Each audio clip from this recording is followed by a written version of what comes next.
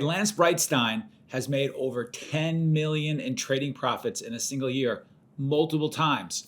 In this video, he shares his secrets for finding what we call easy money trades that can make your trading career. I'm Mike Bellafiore, and we're one of the top proprietary trading firms located in New York City since 2005 and proud to have developed numerous 7 and even 8-figure per year traders. Watch, take notes, and learn from Lance and inspiration to many developing traders so you can grow your trading account. Thank you, everyone. So one thing before my real presentation starts, as many of you know, I'm a huge fan of traders, especially on the retail side, forming pods together. And so often I get asked, how do you form a trading pod? How do you find these pods? And so this event is exactly one of those opportunities. And what you all might not realize is there are traders here from all over the world. What the traders themselves didn't realize is we have 2 traders here from Leeds, UK. We have traders here from Switzerland, Berlin, Toronto, Vancouver.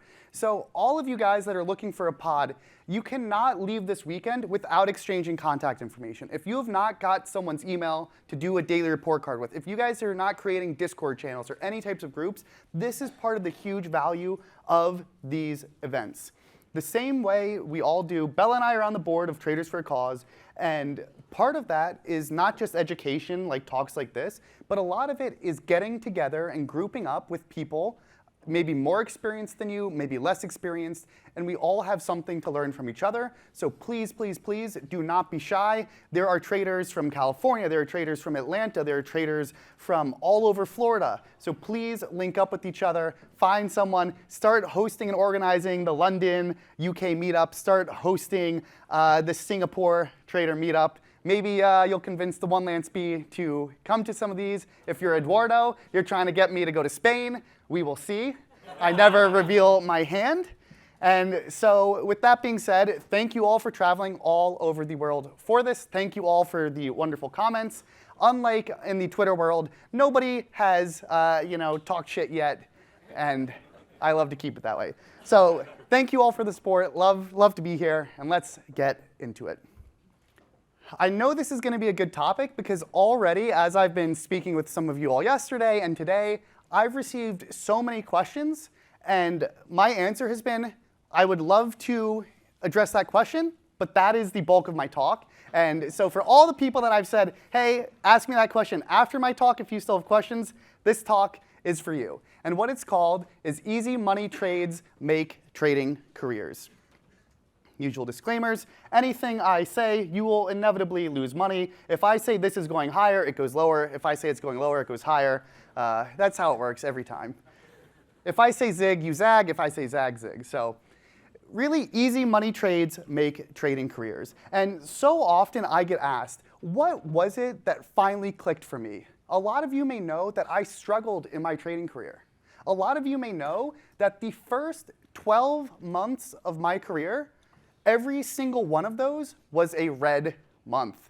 I did not make any money. The Trillium salary at the time was a whopping $26,000 per year, and I had student loans, I had rent, and I was eating a lot of Subway sandwiches and ramen and other shitty food that Healthy Lance would no longer eat.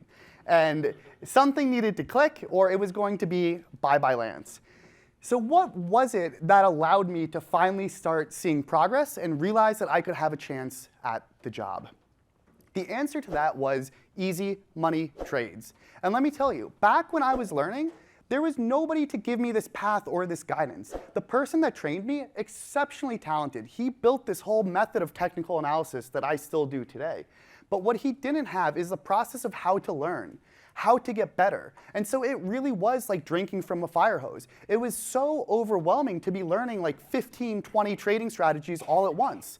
How am I supposed to differentiate between these things? And essentially, if you're the kind of like trader of all trades, you're really the master of none. And as Bruce Lee says, fear the man that has done one punch 10,000 times and 10,000 punches once. And I had no process of getting better to see profitability. And that's why I say I was the trader that almost never was. A year into my trading career, I was at the dead back of my trading class. All the other people that were where I was were quitting. And I was simply rising up ahead of the pack just because other people were quitting and giving up. And I did not want to do that. I did not think I would ever achieve great things. All I was telling myself is if I can just make a career out of this. You're playing a video game, it's fun, it's casual, it's lively, it's challenging. All I want to be able to do is support myself. But the clock was ticking. I had a twin brother that was living it up in New York City with like a nice investment banker salary. I had all my friends making good salaries, and they saw me turning down the sales and trading job offers to make 26 grand a year plus commission, but that commission was a zero. And so it really came down to recognizing that feeling, and like I was working so hard, 60+ hour weeks, going in every Sunday, and like many of you that have been talking to me this weekend, you guys have that struggle. You're working hard, you're getting close, you're making progress, but it's not enough for your timeline. So what was it that really got me to profitability and turning that corner? This was the trade that quite literally saved my career because I was interviewing at other firms. Fortunately, I was disillusioned, so I interviewed at a firm, D.E. Shaw, home of Jeff Bezos before he was Jeff Bezos. And as you can imagine, they're really smart there. And they said, hey, Lance, you're not smart enough for us. And thank you, God, they said that. Because I would have had to take that job offer because I saw no light. Within a few weeks of that, this Tesla exhaustion gap saved me.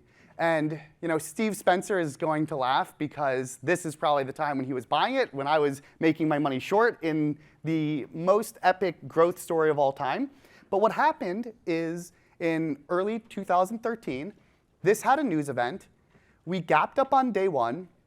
We had pretty much like a middle of the day close, wicks on both sides. Next day is a continuation day where we really drove. Day 3 is another continuation day, and then we had a big gap. Not just a big gap, but this gap then drove off the open, and this was a very specific pattern that we had been playbooking. My boss loved this pattern. For him, this was pocket aces, and I had seen him go big on this a couple of times now. This was something that I had really playbooked, and much like in poker, when your chip stack is winding down, when you might only have 10 hands left, so many amateur poker players, they end up just waiting for some perfect hand. Then they never get it, and by the time they do, they don't even have enough chips anyways. And so I knew where I was in my career, I did not have that many shots left. And I still remember in the moment thinking that it's very likely this might be the best chart setup I see before I need to walk away from my dreams. And I knew that if I'm going to go big somewhere, if I'm finally going to have the courage to put the risk on, this needed to be it. And thank you, God, every single day that this trade ended up working out exactly as we had expected it.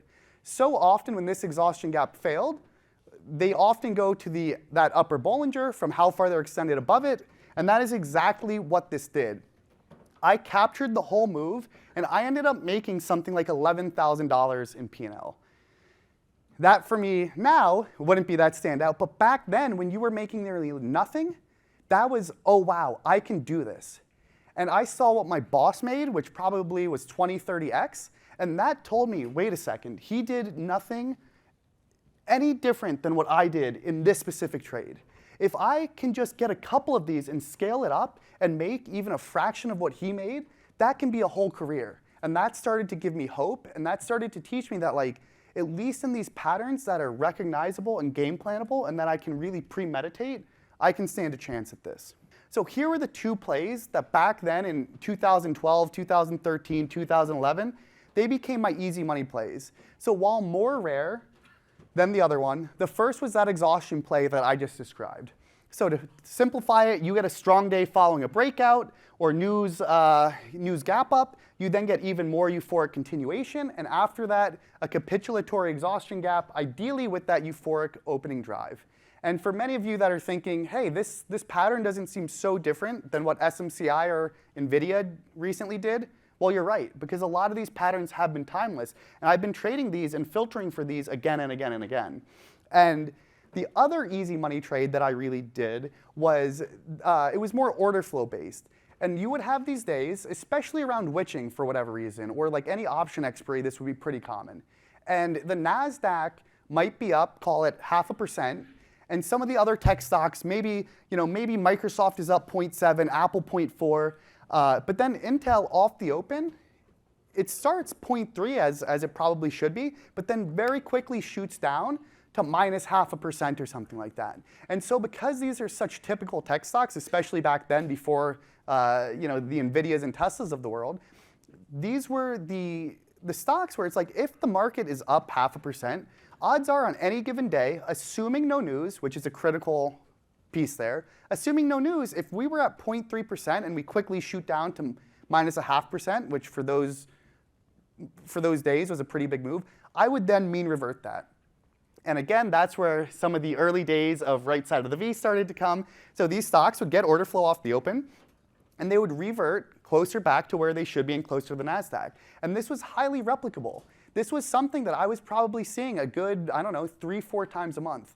And after enough times, I started to make $50, $100 in this play. And then over time, I would scale it up. And this also gave me the courage that I can at least have a play in my playbook. And so when I first started my advisory work at SMB, this was the #1 concept that I started with.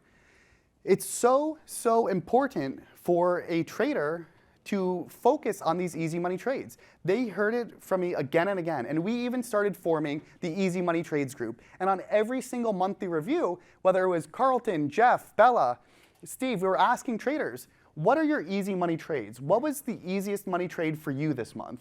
And the beauty of that is these traders were all learning from each other. One trader's easy money trade might not be the same as a different one. And so when you're doing this, and I would encourage you all to do it in your pods, you're learning what's the easiest layup for everyone else. And so this helped everybody see a variety of these. And even case in point, let me share with you this success story of one beginner SMB trader. This is a trader, Brandon, who was a SMB intern, is now full-time at SMB. And he allowed me to read this from his monthly review. And essentially it's saying, improved consistency came from the revision and betterment of my day-to-day scalping. On a month where 97% of my trades were scalps, it was essential to build a somewhat smooth upward sloping equity curve. And as you can see on the right, that is a beautiful equity curve for a beginner trader. He was not trading full-time that long to have something like this. And so he was playbooking a lot of the big trades, but what really allowed him to take off was he figured out scalping. And what's so funny is this trader, Brandon, he's pretty quantitative, like he's got some programming background, he does a lot of backtesting work. So this was something that you wouldn't have naturally assumed would have been his strength, but this is exactly what ended up really just allowing his trading progress to take off. And what's so beautiful about that is this P&L cushion gave rocket fuel to all of his other trading. So the stuff that he started to collect data on and had backtested, then he could swing even harder. So why are these easy money trades so critical?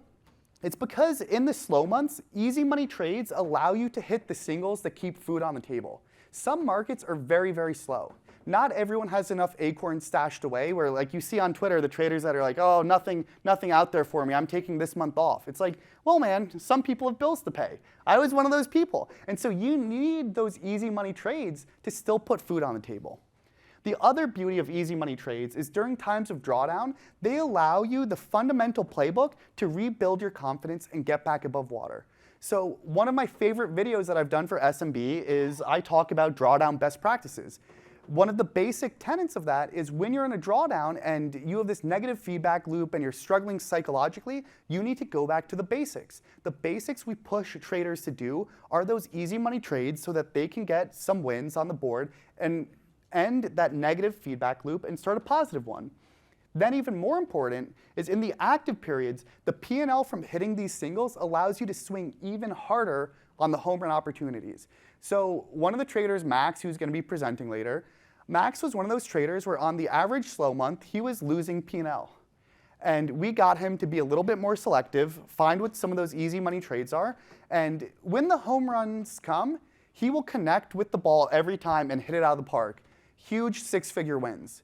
But the issue was, especially in years like 2022, he was in a hole or in a drawdown when those big fat pitches would come, and that would not allow him to swing as hard. And what we found, especially in the last year, was Max changed that in late 2023 and so far this year. Rather than going into a home run pitch in a 150 grand hole, he was able to change his trading so that he was going into that plus 50K or plus 100K. And that allows you to swing so much harder. And the difference when you're a home run hitter, when you can swing harder on your home run trades, it's not 5% or 10%. You are making 50% or 100% more a year because of that small difference. So what are the typical characteristics of what I like to call easy money trades? So first, they should be the slower moving trades that allow the beginner more time to process and assess.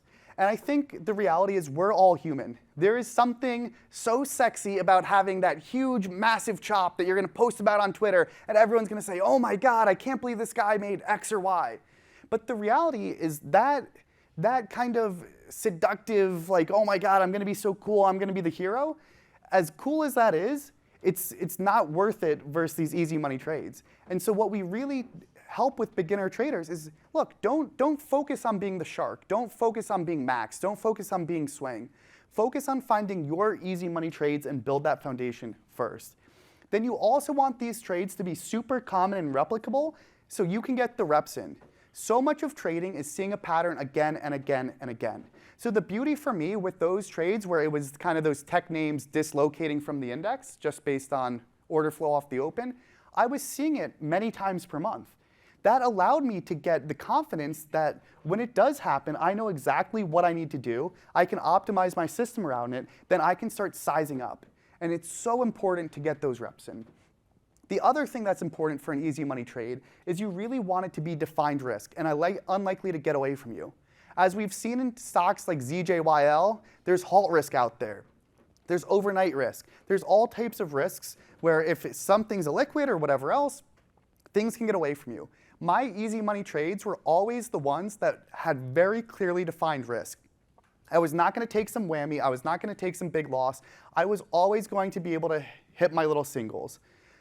The other important factor is you really want these ideally to be high win percentage trades. The point of these is to get your confidence back. It's to give you momentum. It's to give you those singles. You do not want to be hoping for the 1 in 100 trade with the massive payoff for this and then losing the other 99 times. But most of all, these need to play to your strengths and make sense to you. So one that I'm going to present now that I think is super common is what I call the bouncy ball setup. Some astute person on Twitter said, yo, bro, you're just adding names to stuff that already have names. Why are you doing that? Confession, he is right. I did name a name that's probably already has names. But I love it. And it does actually make sense when you think of a bouncy ball. If I take my little bouncy ball, it drops against the stage floor, and it makes a subsequently lower and lower and lower bounce until it's kind of flat against the stage. Then it breaks below that support, and sadly, we get another layer of stage, but nevertheless. So what happens in this play, and I've done some of these 60-second little TikTok videos on it, and you short the break of the support level. And so this here is Nikola, but I've found this pattern and done videos on many, many similar ones of these. Ideally, we have a catalyst that makes this make an initial leg.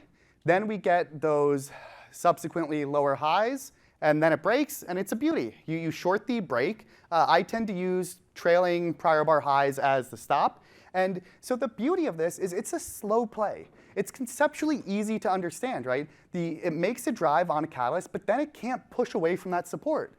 And when it does break, because it's having such weak bounces, you can really define your risk. And odds are that it can't bounce because sellers want to drive it lower.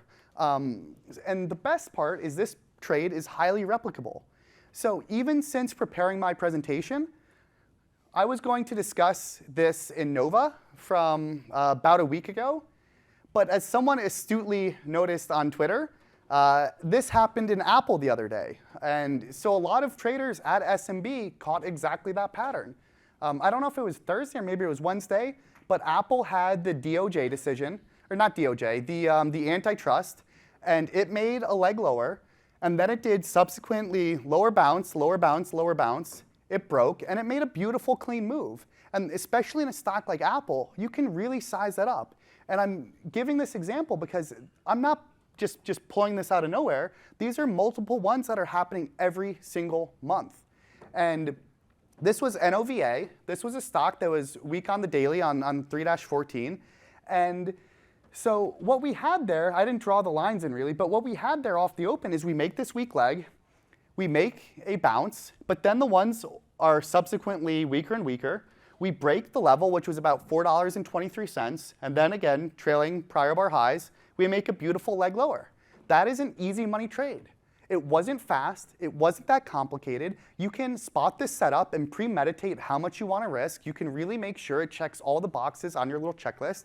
And if you can short 1,000 shares of this, that is a fantastic trade. So the beauty of these is it's really, in my mind, the ideal growth path. What you want to do to really develop yourself as a trader is you want to focus on building a playbook of just one easy money trade first. Don't do what I do, trying to master everything. You end up the master of none. So just focus on one trade and refine it, refine it, refine it. Then seek to build out that playbook into multiple trade categories. Then even concurrently, as you're getting comfortable and getting reps in, that's when you start to size it up. So if I can use Mark from the UK as an example, he is a part-time trader, and incredibly to his credit, he is a very consistent part-time trader. And so he is one of the people that asked me, hey Lance, like what is the best advice you have for me? And it's not expanding into new strategies. He already is doing something that works for him. And as I started to ask him questions, what he's doing is not liquidity constrained based on his current size.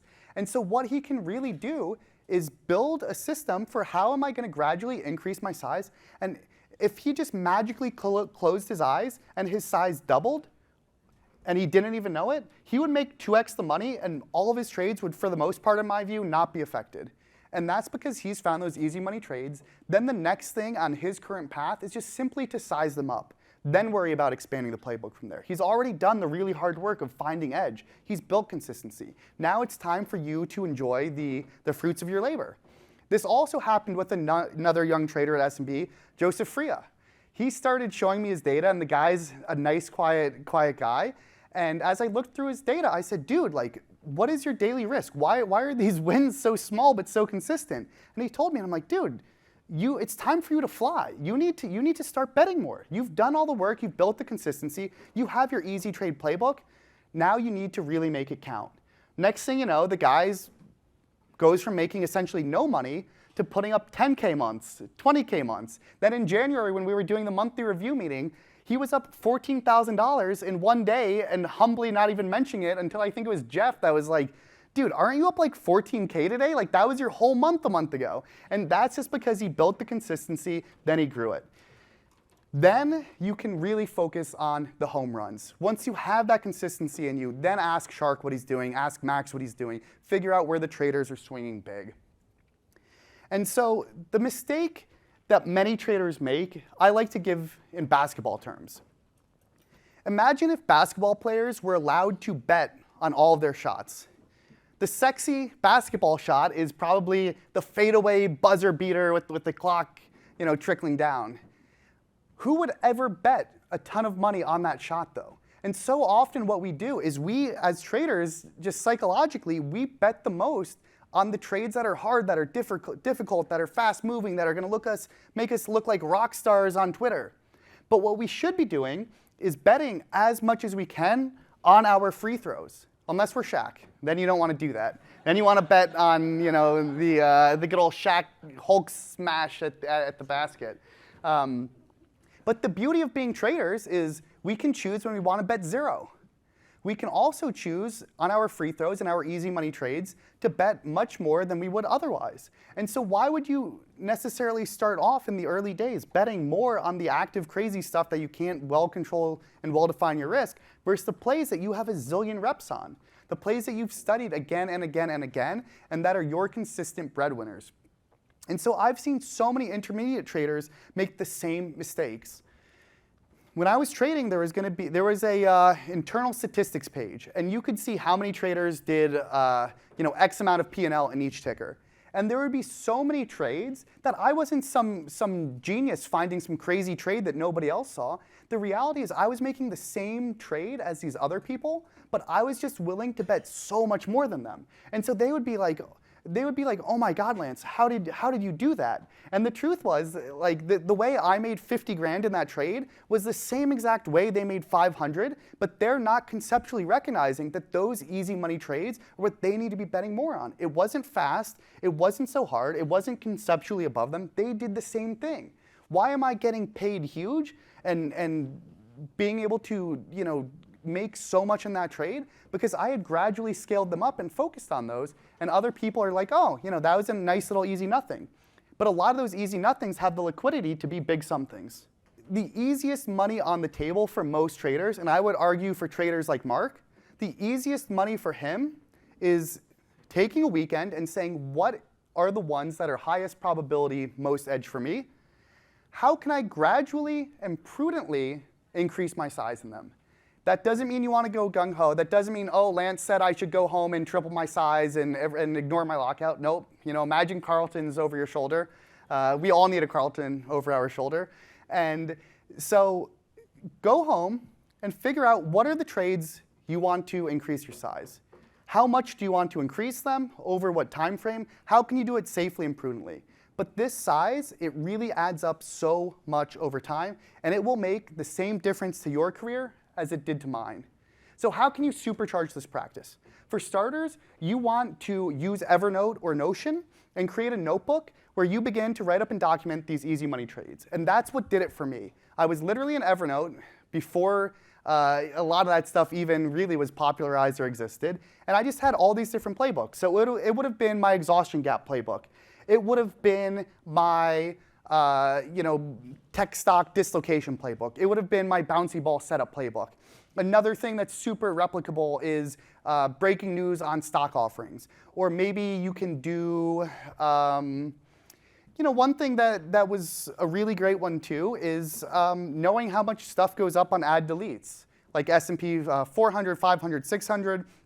Not so much like an SMCI, that's an anomaly, but sometimes these go up, just very predictable amounts. And so one thing you want to do then is once you have your trades, find people in this room and start collaborating with them. Say, hey, I really like that Lance idea.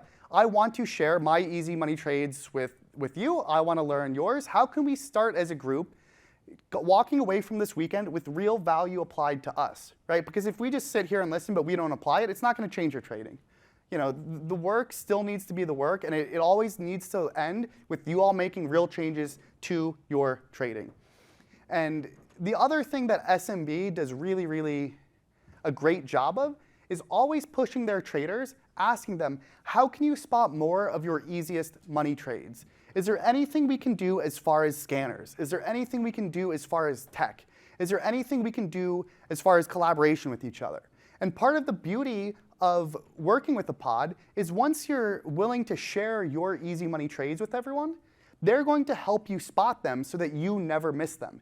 And so many traders think so selfishly, and they think, oh my God, I don't want someone to steal my edge or whatever else, but they don't realize that they're catching 3 out of the 10 opportunities that are out there. And so they're selfishly catching their 3 trades when together with someone else helping them, they could catch 10 of them. And not only that, they could catch 10 of them, but then they could also learn that person's easy money trade, and they could catch 20 trades. And that mindset is so pervasive in the industry, and it hurts everyone. So the more you can collaborate, the more you're going to win by spawning more of these, and then you can help each other refine the strategy and push the sides as well. So to sum it all up, I truly believe the easiest, lowest variance path to success is to build that playbook and find the easy money trades for most new and even intermediate traders. By building a playbook of these highly replicable trades, you lower the variance of your trading and you allow yourself to make more in the long run. Not only that, every trader I know does better on positive feedback loops. So many of us are not immune to the psychology of trading. When we're in drawdowns, when we're losing a ton, when we're getting beat up by the market, you are not motivated and thrilled and excited to go to work. The longer we can stay in a positive feedback loop and a positive mindset and compound and grow and see progress, the more we are going to grow and do faster in the long run. And so much of that psychological aspect cannot be understated, and easy money trades help you do that. They give you the confidence to succeed in your career, and they really accelerate your growth path. So when we look at a Stephen Hadger, who's one of the new traders Bella mentioned, when we look at a Brandon Suchocki, these traders are doing performances that most retail traders could only dream of.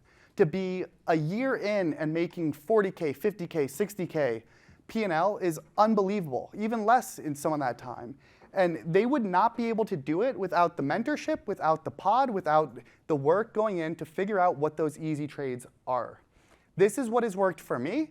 This is what has worked for dozens and dozens of traders I've worked with. And I am confident that if you take the time to really sit down and think about this and figure out how to apply this concept to yourself, it will likely help you all as well. That being said, what questions can I answer from you all? Okay. I'll take applause first. I'll take applause. Okay. So,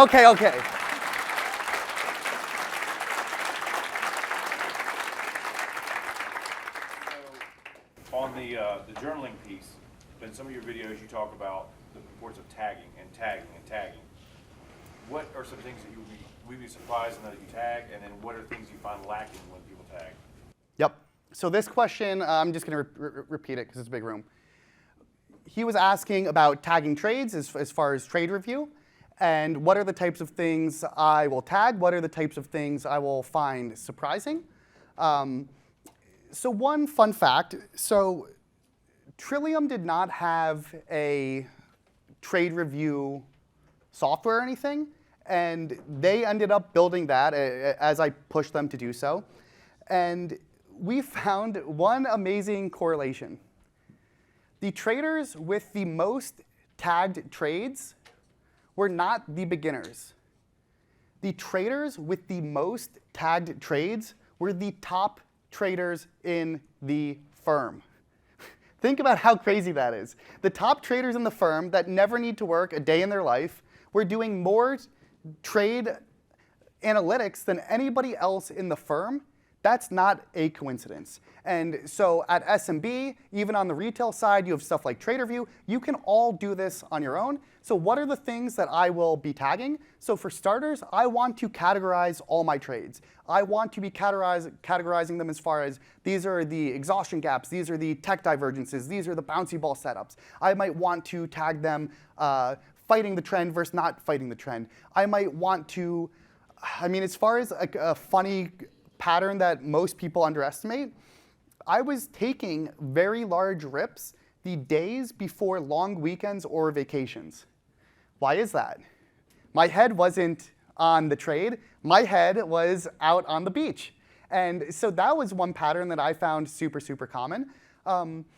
Another place that I think people underestimate is the small little places you're losing money. And you think, oh, I'm only losing $100, it doesn't add up. But you're losing $100 30 different times each day.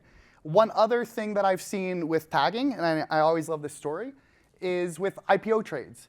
I had trainees, and they were trading these bullshitty IPOs, not the Reddits, not the ARMs, not the Airbnbs, the Alibabas. They were trading just the bullshitty ones. And I would say to them, hey guys, why are you trading these IPOs? And they would say, oh, I make money in IPOs. And I would say, do you? And they would look at the analysis, and I'd say, collect the data and get back to me. They did make money in IPOs, barely. But the money they made, if there were 10 IPOs, they made money in 100% of the 3 active ones. They would then lose almost all that P&L in 100% of the 7 not hot active ones. And so you get a lot of patterns and different data things like that. So there were just so many variables. What happens in a breakout? What happens in the bouncy ball setup when there's a news catalyst on it that day versus not? What happens on the bouncy ball setup when it's the third leg down rather than the second? So it's really unlimited as far as what I would tag and look at. And it takes thinking and critical analysis to just know this is going to be what's the most value to me. What else? What's an example of a not so easy money trade, and why would anybody take those? That's a great question. So I think we all probably know some not easy money trades. I know I've definitely had some I'm pounding the desk, cursing and saying bad things trades. And I think a lot of the times we might leave our playbook. I think a lot of the times we might fall for a play looks kind of similar to what we're looking for, but it's not quite what it actually is. So if you want to talk about one example where a not easy money trade, in, what was it, 2020, oh God, Steve's gonna kill me for this. It was what, 2020, and to 2 or 3 when Tesla was selling off hard and going back towards like 100 or something. Oh, who knew that so well? Who knew that? I can't. Yep. Myself and many others were trying to catch the overextension. And the issue, though, was the stock wasn't really fully capitulating. The bars were continuous, but they weren't really accelerating. And so you can get seduced and say, this is a big move on the daily, but the nuances of what I want are not happening. And so those oversights, I think there's times when we're on tilt. So I and many others got hurt on that time, and you're like, oh my God, it's such a big move, but it's not doing what I needed it to do. It's not truly capitulating. And so I think we all just make judgments of error. And I think that's really where risk management and Carlton's job comes in. We're never human. Sometimes we're underslept. Sometimes we are just unfocused. And so there's times where we just do the things that aren't really true to what we're supposed to. How come basketball players take non-optimal shots? How come they take a shot when they've got 2 people covering them? We're human. It's a fast-paced game. You're making quick decisions, and yeah. And I think the best thing we can do is just be true to our playbook and have it well defined if we haven't. There's some A++ setups where you're risking huge, but then there's just some setups that are amazing simply because they've got such good expected value. I mean, there's trades, like take, for example, a closing of an acquisition. This is something I would do a ton. A stock is going to be bought out for $40. Because of time value of money and whatever else, it might trade at $39.70 until it gets the official announcement, closing of acquisition, ticker will be removed, end of close, 4 p.m. And when that comes out, it is quite literally the definition of free money, any print in between there. You're never going to make $1 million in that. You're never going to even make 100 grand in that because everyone is fighting for those prints to close it from $39.70 to $40. But the expected value on those prints is literally infinity. Like, it is a published fact. You are going to get $40. It is official. It is closed. End of story. And in that small time frame, you can make the money. So while it's not a home run trade, the expected value is insane. So I don't think there's any formal way to, it's all subjective how you define it, but that to me would be an easy money trade. And that was something else in my playbook. I was always looking for those acquisition closings. I think we have time for one more question. When you identify a setup, say it's a B setup or an A setup, and you have edge there, but the spread is extraordinary, like on an SMCI. When would you get a green light, or what would you look to identify as a way or a time to blast in and not fight so much for price because you don't want to miss the move? Yep. So this question was, what about if the stock has a very large spread, but it's an A+ setup for you? And so I guess I would push back on that definition because at the end of the day, how I define how good a trade is and how anyone should always define it is the expected value is the end-all be-all. And the expected value of that trade needs to factor in the spread. So you can have some amazing setup, but if the ticker is super liquid, or if it's super spready, or if you're not going to be able to control your risk, I would argue that isn't an A+ setup. The spread, everything else, if some trade might be amazing, but if I'm afraid that I can't hold it because there's going to be CPI and I have to take, a Fed minute CPI, whatever, and I need to take a coin toss, then it's no longer an A+ trade. And I think it's sometimes hard for us to accept that. And so if there's a really big spread, that's going to impair my expected value. In that bouncy ball setup in Nikola, that has a penny spread. Even in Apple, you can get in with a few pennies. If that spread in Apple was 30 cents, it's no longer an A+ trade. I need to size way, way down or not take it at all. So the spread is part of the implicit calculation of expected value. The other question is, are there maybe perhaps better ways you can structure the trade? And so what Steve's alluding to with stuff like SMCI, or even it happened in NVIDIA as well, is potentially with options. You might be able to structure it in a different way. SMCI and NVIDIA, the spread of those options in the equity was pretty much the same cost of buying some of those puts. And so that's an example where it's like maybe there's a different way to structure the trade. And so I would argue perhaps in MSTR, or not even just in general, maybe if I try to do it through the equity, it might not be an A+ trade. Maybe you don't even necessarily have short locate, or maybe you need to pay the borrow or whatever else. So it's possible that in the equity, maybe it's a B or a B+. But using options or some other way, or a different way to think about it, you might be able to get it back up to an A or A+. So I'd argue in SMCI and NVIDIA, the A++++ was some of the 0 DTE puts, when just the spread alone was going to cost you what you were risking. So you're an active trader, not doing as well as you want, not doing as well as you deserve, and you just can't figure out why you can't become profitable no matter how hard you try. Well, let me show you why. This is your competition. The traders in this room. This room right here is full of elite traders, some of whom are making 7 and even 8 figures a year. In fact, our top guys have made nearly 20 million each in net trading profits in a single year. Let's head to my office so I can share more. So you're probably used to seeing videos of lavish trader lifestyles, trading gurus trading off of a laptop for an hour a day, heck, maybe even 15 minutes a day, and then them relaxing on some secluded beach for the rest of the day. Well, all I can tell you is that our traders train like pro athletes. They live and breathe the markets and are continually working on their trading skills. Because at our firm, that's what we found it really takes to make it in this game. I'm Mike Bellafiore, co-founder and managing partner of SMB Capital, one of the world's top proprietary trading firms located in Midtown Manhattan. And we're always looking for trading talent to hire and develop.